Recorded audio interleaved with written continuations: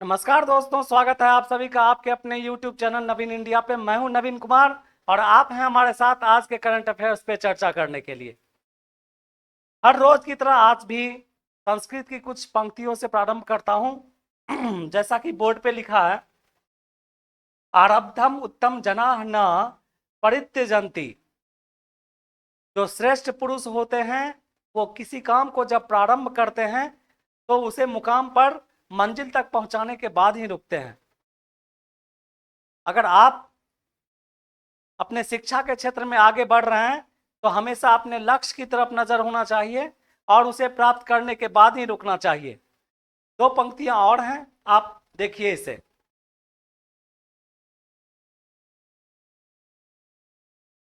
नमक की तरह कड़वा ज्ञान देने वाला ही सच्चा मित्र होता है।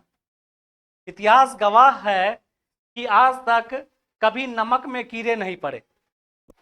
मित्र हमेशा संगति हमेशा अच्छी ही होनी चाहिए। एक कहावत है, संगत से गुण आत है और संगत से गुण जात। अगर अच्छी संगति होगी तो ज्ञान भी आप अच्छे अच्छे प्राप्त करेंगे और संगति अगर बुरी होगी तो आपको ज्ञान भी उसी तरह का मिलेगा। अगर कोई मित्र आपको कड़वा सच बोलता है, आपकी सच्चाई आपके सामने रखता है, अगर वो थोड़ा कड़वा भी हो तो उसे सुनना चाहिए। क्योंकि एक दोहा है कि निंदक नियरे राखिए आंगन कुटी छवाए, बिन पानी साबुन बिना निर्मल करे सुहाए। निंदा करने वाले मित्र को हमेशा अपने पास रखना चाहिए। अगर हो सके तो उसे अपने आंगन में घर बना के रखना चाहिए ताकि वो आपकी निंदा करे तो आपकी निंदा करने के दौरान वो इस तरह आपको निर्मल कर देगा जिसमें किसी साबुन की आवश्यकता नहीं होगी। मुझे उम्मीद है आप समझे होंगे। चलिए प्रारंभ करते हैं आज का क्लास। कल का प्रश्न था कि राजा राम मोहन राय को राजा की उपाधि किन्होंने दी थी।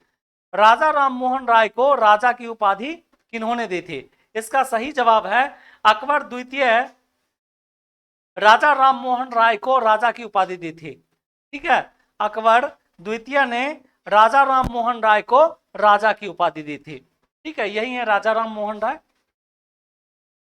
ठीक है, हमारे ब्रह्म समाज के सुधारक।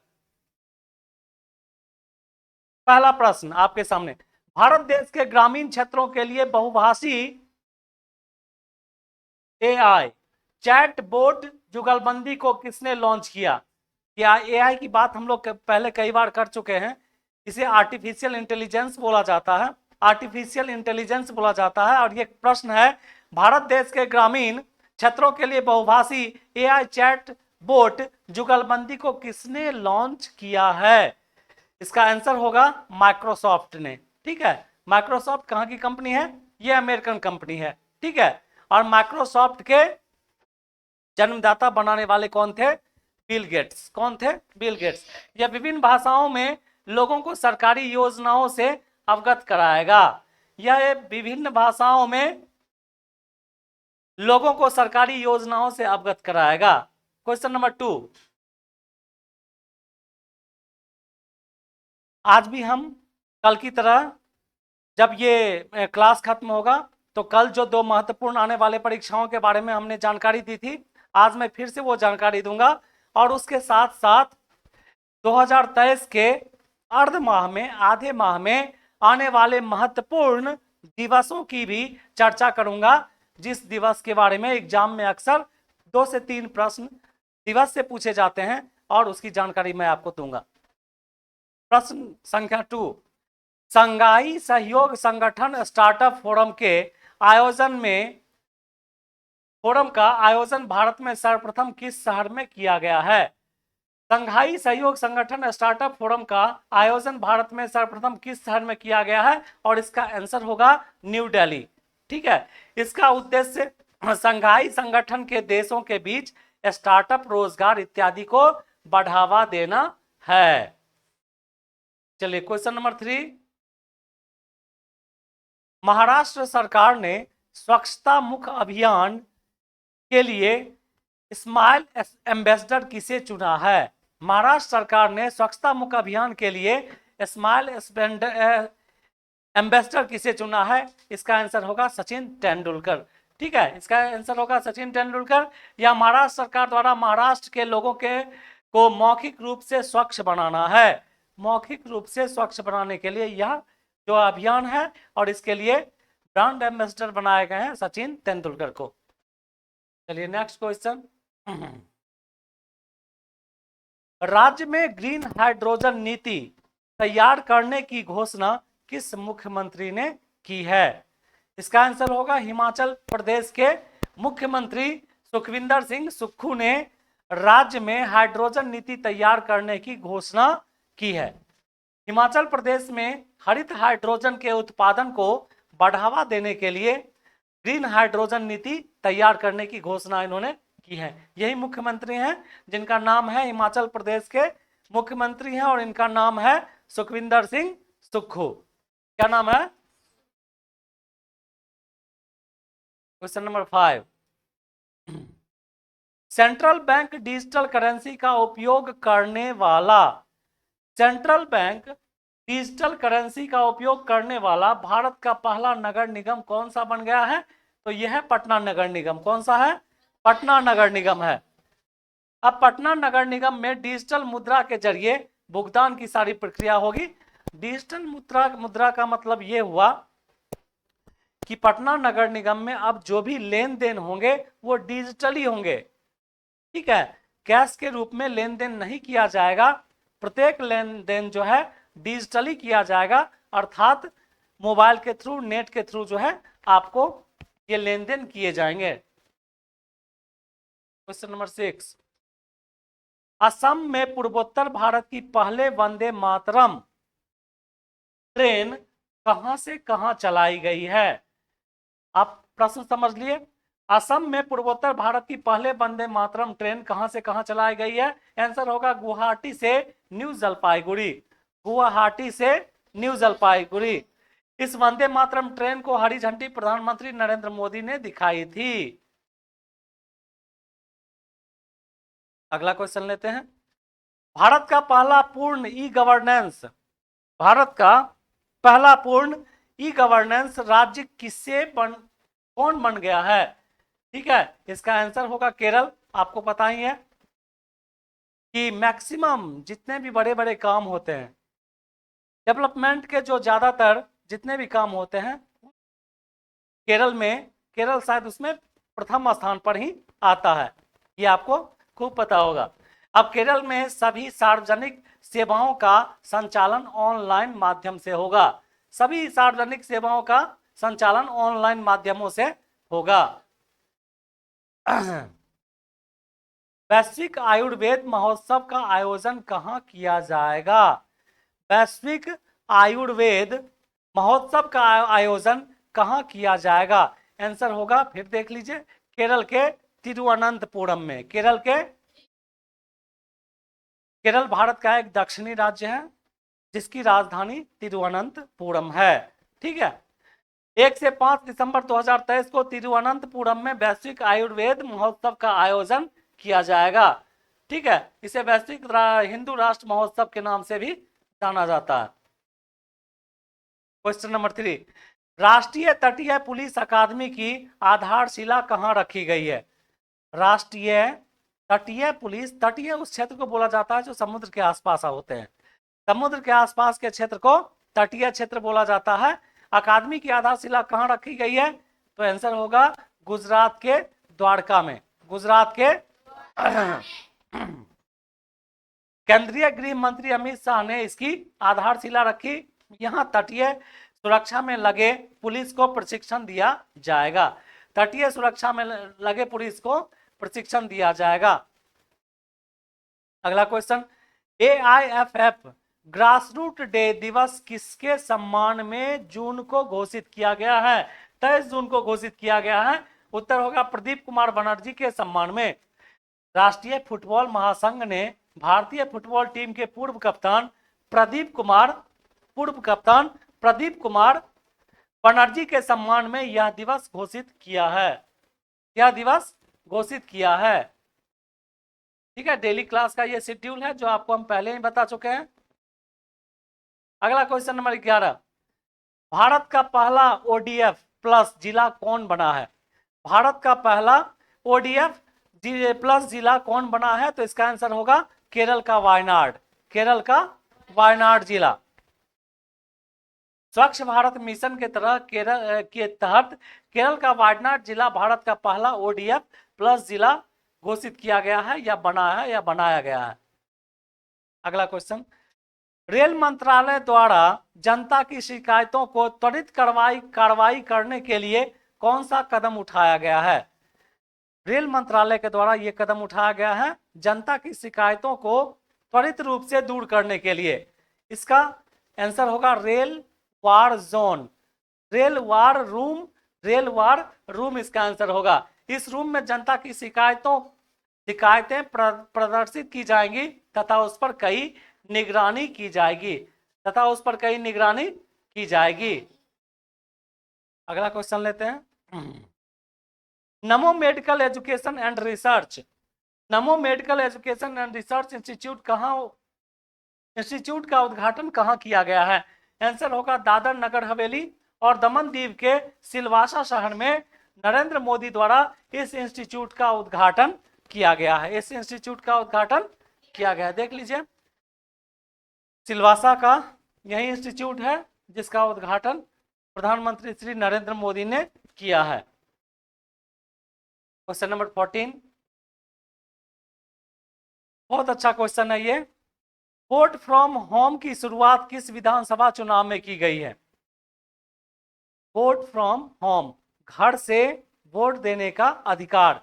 इंटरनेट के थ्रू आप घर बैठे भी वोटिंग कर सकते हैं और इसकी शुरुआत कर्नाटक विधानसभा चुनाव में की गई थी। कर्नाटक विधानसभा चुनाव में इसकी शुरुआत की गई थी। इसके तहत वैसे व्यक्ति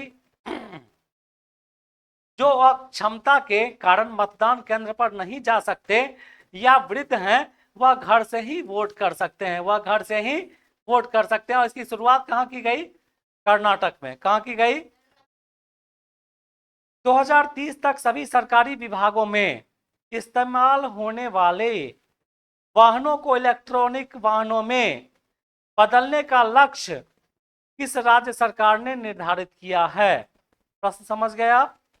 इसका आंसर होगा उत्तर प्रदेश सरकार ने 2030 तक सभी सरकारी विभागों में इस्तेमाल होने वाले वाहनों को इलेक्ट्रॉनिक वाहनों में बदलने का लक्ष्य निर्धारित किया है। अर्थात 2030 तक पेट्रोल और डीजल से चलने वाली गाड़ियों को सरकारी विभागों में उत्तर प्रदेश सरकार बंद करने के पक्ष में है। इस कारण से उन्होंने लक्ष्य रखा है इलेक्ट्रॉनिक वाहनों को चलाने का। समझ में आ गया? देख लीजिए, ये इलेक्ट्रॉनिक वाहन है जिसे आप चार्ज करके चला सकते हैं।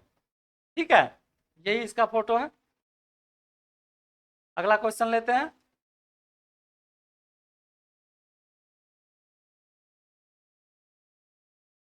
ठीक है। अगला क्वेश्चन है, यूक्रेन की राजधानी का क्या नाम है?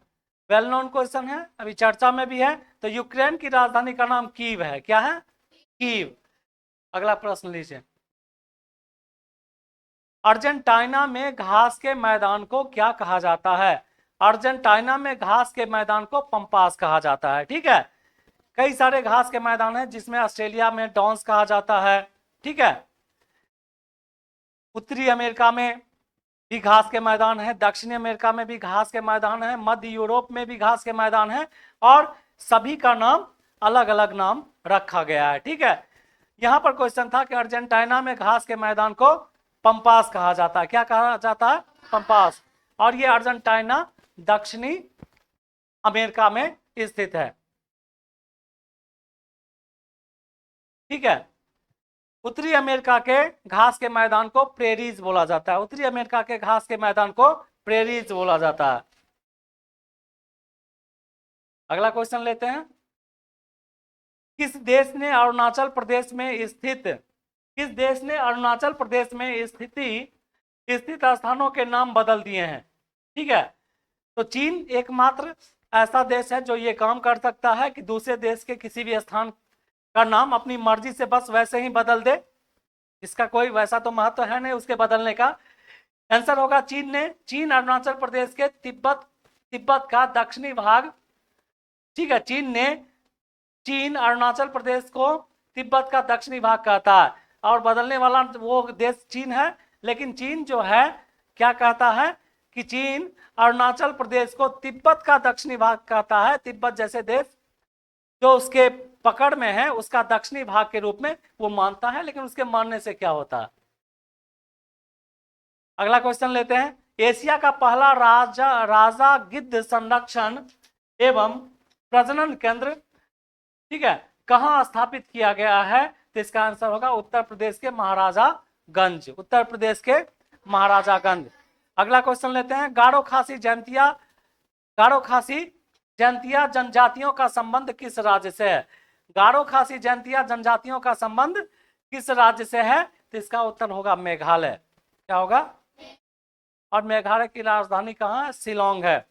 मेघालय जो है भारत के नॉर्थ ईस्टर्न जितने भी स्टेट हैं उसमें से एक स्टेट है, ठीक है। और गारो खासी जयंतिया जो जनजातियां हैं ये वहीं पाई जाती हैं। आपके लिए आज का प्रश्न, भारत और नेपाल की सीमा का निर्धारण कौन सी नदी करती है? आपके लिए आज का प्रश्न है, भारत और नेपाल की सीमा का निर्धारण कौन सी नदी करती है? अगर आपको जवाब पता है कमेंट बॉक्स में आप इसका जवाब लिख के भेजेंगे, ठीक है। तो महत्वपूर्ण आने वाले एग्जाम जिसका लास्ट डेट फॉर्म भरने का है, कल भी चर्चा किए थे, आज भी देख लीजिए। पहला है Jharkhand JSSC trained primary teachers combined competitive exam, last date है 7/9/2023। बिहार BPSC, इसका भी प्रीलिम्स एग्जाम होने वाला है। Bihar BPSC 69th pre exam recruitment 2023 apply online for 346 post, last date for apply online 5/8/2023 तक अप्लाई आप कर सकते हैं। इसके बाद चलिए आज हम चर्चा करने वाले हैं अलग से 2023 के कुछ महत्वपूर्ण दिवस एवं दिवस के बारे में।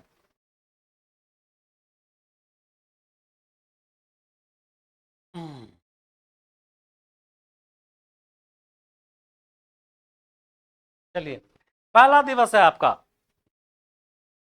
हमने कई बार चर्चा किया, अंतरराष्ट्रीय योग दिवस। अंतरराष्ट्रीय योग दिवस, ठीक है, इसे योग दिवस से हम लिखते हैं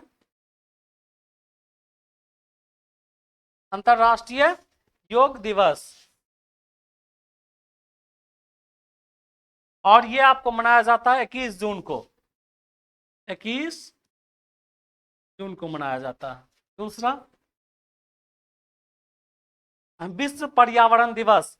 विश्व पर्यावरण दिवस ये कब मनाया जाता है? तो 5 जून को मनाया जाता है। कब मनाया जाता है? 5 जून को। तीसरा आपका अंतरराष्ट्रीय जैव विविधता दिवस। अंतरराष्ट्रीय जैव विविधता दिवस ये 22 मई को मनाया जाता है, 22 मई को मनाया जाता है, ठीक है। चौथा लेते हैं पृथ्वी दिवस, ठीक है।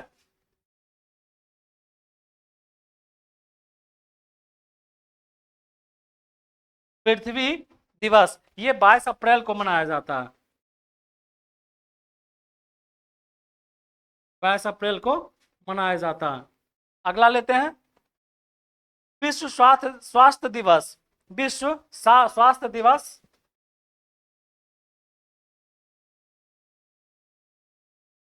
ये विश्व स्वास्थ्य दिवस ये 7 अप्रैल को मनाया जाता है, 7 अप्रैल को। हर एग्जाम में 1, 2 या 3 महत्वपूर्ण दिवस के बारे में हमेशा पूछता है, इसलिए हम एक साथ जो है कई सारे दिवस का चर्चा आपके साथ कर रहे हैं। अगला लेते हैं विश्व मौसम विज्ञान दिवस 23 मार्च। मौसम विज्ञान दिवस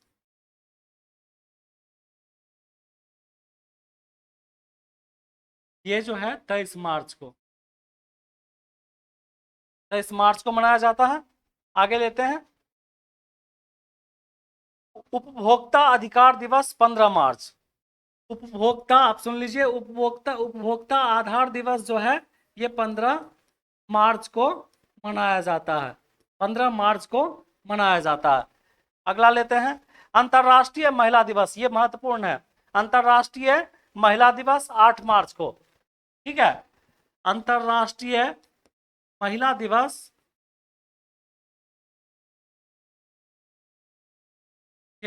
8 मार्च को, 8 मार्च को मनाया जाता है, ठीक है। राष्ट्रीय विज्ञान दिवस 28 फरवरी, राष्ट्रीय विज्ञान दिवस, राष्ट्रीय विज्ञान दिवस ये मनाया जाता है 28 फरवरी। कब मनाया जाता है? ठीक है। विश्व कैंसर दिवस 4 फरवरी, विश्व कैंसर दिवस ये जो है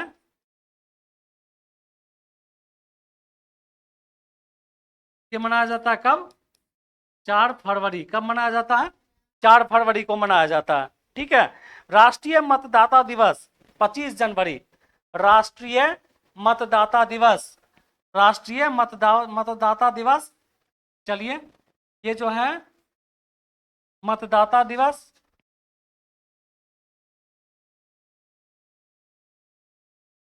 ठीक है। राष्ट्रीय मतदाता दिवस कब मनाया जाता है? 25 जनवरी,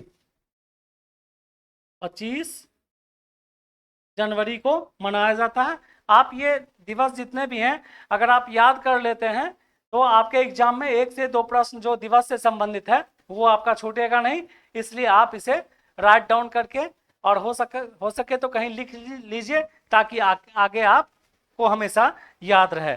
राष्ट्रीय युवा दिवस ये हमेशा पूछता है, राष्ट्रीय युवा दिवस, राष्ट्रीय दिवस, ठीक है। राष्ट्रीय युवा दिवस 12 जनवरी को मनाया जाता है, 12 जनवरी को मनाया जाता है। चलिए एक और देखते हैं, ठीक है। विश्व हिंदी दिवस 10 जनवरी को, विश्व हिंदी दिवस 10 जनवरी को, 10 जनवरी। और लास्ट में प्रवासी भारतीय दिवस 9 जनवरी को, प्रवासी भारतीय दिवस,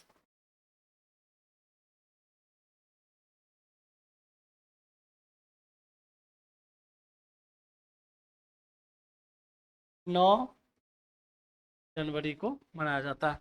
आज हमने 2023 में मनाए जाने वाले महत्वपूर्ण सभी दिवसों पे चर्चा कर दिया।